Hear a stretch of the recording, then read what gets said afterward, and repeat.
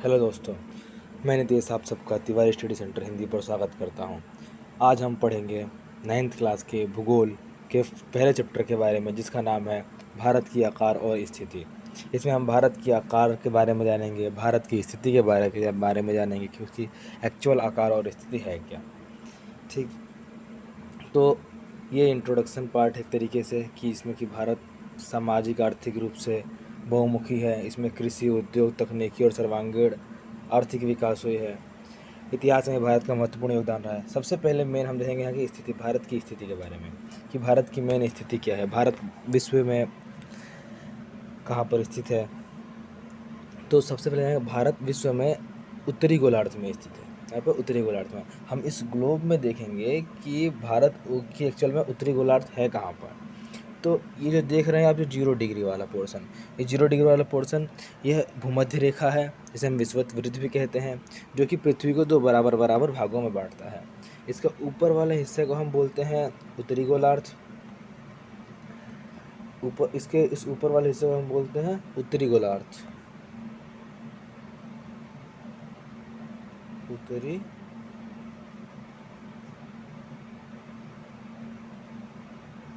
गोलार्ध। और इसके जो नीचे वाला हिस्सा है उसको हम बोलते हैं दक्षिणी गोलार्ध, दक्षिणी गोलार्ध कहते हैं। ठीक, तो भारत कहाँ पर स्थित है? भारत ऊपर अक्षांश तथा इसकी 8 डिग्री 4 उत्तर से 37.6 डिग्री उत्तर, यानी कि इसका जैसे कि हम जूम करके देखेंगे इसको कि भारत जो है वो एक तरीके से ये यहाँ जो ये वाला पोर्शन है ये 8 डिग्री 4 उत्तर है, और ये कश्मीर वाला हिस्सा ये 37 डिग्री 6 उत्तर है। ठीक, अब इसके बाद जिसका जो एक्चुअल में देखा जाए तो ग्लोब को ये उत्तरी गोलार्ध और दक्षिणी गोलार्ध के अलावा इस लॉन्गिट्यूडनल लाइन पे ही बांटा गया है। इधर वाले हिस्से को पश्चिमी हिस्सा माना गया है, इधर वाले हिस्से को पूर्वी हिस्सा माना गया है। ठीक, इधर वाले हिस्से को पश्चिमी हिस्सा माना गया है, पश्चिमी हिस्सा माना गया है। ठीक, तो क्या है कि 68 डिग्री 7 पूर्व से लेकर 97 डिग्री 25 पूर्व देशांतर तक, यानी कि इसको हम जो बोलते हैं इंग्लिश में लॉन्गिट्यूडनल लाइन बोलते हैं और हिंदी में देशांतर रेखा बोलते हैं। ठीक, तो इसका लाइन क्या है 68 डिग्री 7 से लेकर, यानी कि जो गुजरात वाला पोर्शन है ये 68 डिग्री 7 पूर्व है, और ये अरुणाचल वाला हिस्सा है ये हमारा 97 डिग्री 25 उत्तर है। ठीक, ये इसकी एग्जैक्ट लॉन्गिट्यूडनल और लैटिट्यूड के अनुसार इसकी लोकेशन है, यानी कि हिंदी में अक्षांश रेखा और देशांतर रेखा कहते हैं। और इसके बीच में कर्क रेखा 23 डिग्री 30 पर उत्तर में देश को 2 बराबर भागों में बांटती है कि बीच से, जो भारत के बीच से यानी कि गुजरात वाले पोर्शन से यहाँ से कर्क रेखा गुजरती है, जो कि कितने पे 23 डिग्री 30 उत्तर में है, जो कि भारत को बराबर बराबर भागों में बांटती है। ठीक, अब जो मुख्य भाग में बांटती है इसमें अंडमान निकोबार द्वीप समूह, बंगाली खाड़ी, दक्षिण पश्चिम में लक्षद्वीप समूह, अरब सागर में स्थित है। जैसा कि हम आगे मैप में देखेंगे कि हमारी जो भारत है इस वाले पोर्शन में बंगाली खाड़ी है, इस वाले पोर्शन में अरब सागर है। ठीक, और अरब सागर में लक्षद्वीप है और बंगाली खाड़ी में अंडमान और निकोबार है। ये तो हमने भारत की स्थिति देखी। अब हम देखेंगे कि भारत का आकार क्या है।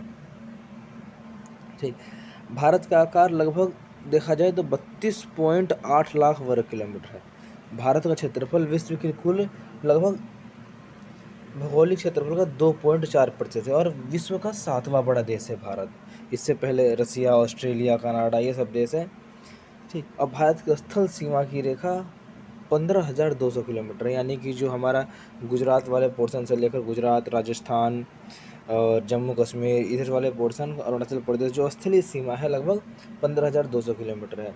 और समुद्र तट रेखा अंडमान और निकोबार द्वीप समूह, लक्षद्वीप समूह सबको मिलाकर 7,516 किलोमीटर है लगभग, जो कि हमारा महाराष्ट्र, गोवा, कर्नाटका, तमिलनाडु ये सब वाले पोर्शन दक्षिण भारत के इस वाले पोर्शन में जितने भी देश आते हैं वो सारे शामिल है इसमें। तो उत्तर भारत के नॉर्थ वेस्ट में, उत्तर पश्चिम तथा उत्तर पूर्वी सीमा नवीनतम वलित पर्वत है। वलित पर्वत होता क्या है? वलित पर्वत वो होता है कि जब जो जब दो प्लेट आपस में टकराती है और वो प्लेट जब एक दूसरे के ऊपर आ जाती है तो वलित पर्वत का निर्माण होता है, जिसे हम भ्रंश बोलते हैं, भ्रंशों का टकराने से। इसका दक्षिण का भूभाग उत्तर में चौड़ा है, 22 डिग्री उत्तरी अक्षांश से हिंद महासागर की ओर सकरा होता है, मतलब नीचे का जो हिस्सा है वो सकरा होता चला गया, मतलब सकरा मतलब पतला होता चला गया, ठीक। और इसके पूर्व में बंगाली खाड़ी, जैसे मैंने बताया इस तरह वाले पोर्शन में बंगाली खाड़ी है, इस वाले पोर्शन में मतलब पूर्व की तरफ बंगाली खाड़ी और पश्चिम की तरफ अरब सागर है, ठीक।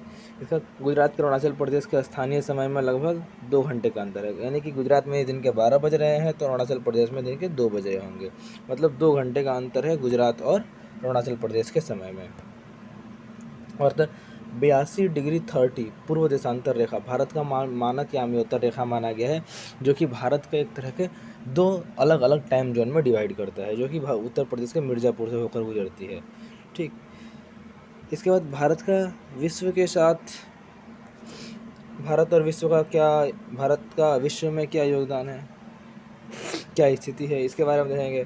भारतीय भूखंड एशिया महाद्वीप के पूर्वी और पश्चिमी मध्य पूर्व, और जैसे कि हम इस मैप में देखते हैं यहाँ पर कि भारत वर्ल्ड के मैप में है कहाँ पर, एशिया के दक्षिणी एशिया में है, ठीक, दक्षिणी एशिया में है, पूर्व और पश्चिम मध्य में स्थित है। ऐसी बात है कि एशिया महाद्वीप के पूर्व और पश्चिम, भारतीय भूभाग एशिया महाद्वीप का दक्षिणी विस्तार है, जैसी बात है।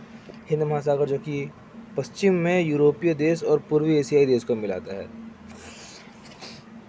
हिंद महासागर जो, ये मान लो कि ये भारत का दक्षिणी एशिया है, इसका जो नीचे वाला हिस्सा है ये वाला, वो हिंद महासागर वाला श्रेणी में आता है।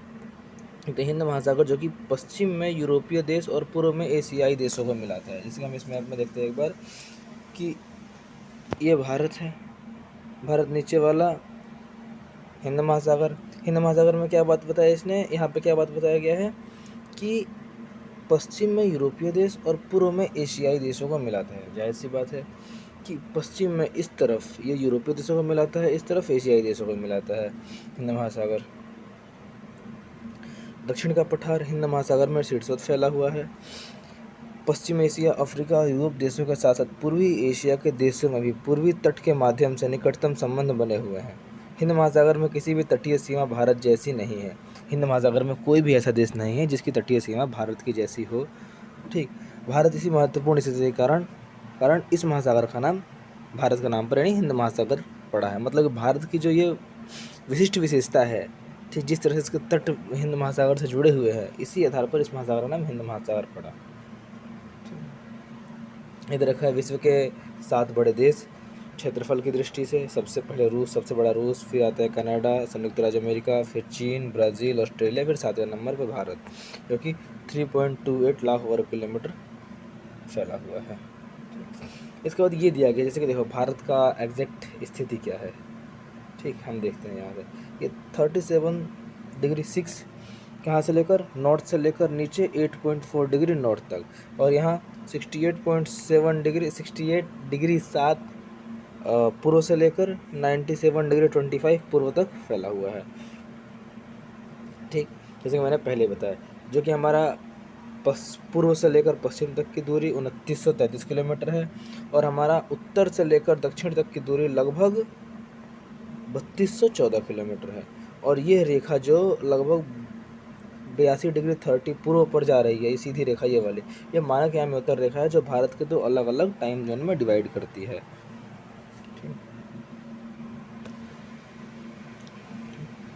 ये अंतर्राष्ट्रीय मार्ग का मैप है कि भारत के अंतर्राष्ट्रीय मार्ग कहाँ कहाँ से है,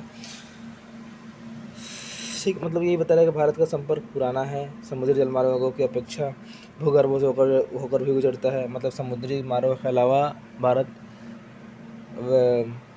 भूभाग मतलब कि स्थलीय मार्गों से ही व्यापार होता रहा है, वायु मार्गों से भी होता रहा है।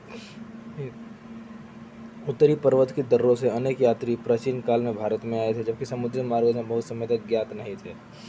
प्राचीन समय भारत के विचारों और वस्तुओं का आदान प्रदान होता रहा है। भारत का पश्चिमी, मध्य और पूर्वी एशिया, दक्षिणी एशिया और पड़ोसी देशों के साथ एक अद्भुत संपर्क रहा है। मतलब कि इसी प्रकार उपनिषदों के विचार, रामायण, पंचतंत्र कहानियाँ, भारतीय अंग दशमलव प्रणाली आदि, मतलब कि इस भूगर्भ मतलब कि इन रास्तों के माध्यम से ही ये सब चीज़ें विश्व के मतलब कि भारत के पड़ोसी देशों के पास पहुँचे हैं।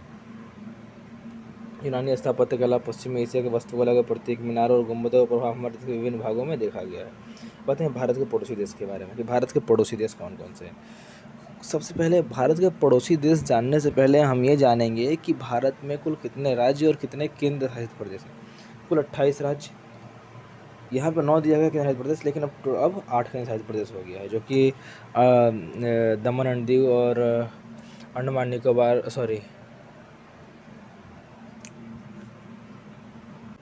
यहाँ पर अब 8 केंद्र शासित प्रदेश कर दिया गया है, जो कि दमन एंड दीव और दादर नगर हवेली को मिलाकर अब एक कर दिया गया है। ठीक, इसके बाद देखेंगे कि भारत की भूमि की सीमाएं उत्तर पश्चिम, यानी कि उत्तर पश्चिम में हम जैसे कि यहाँ पे देखते हैं कि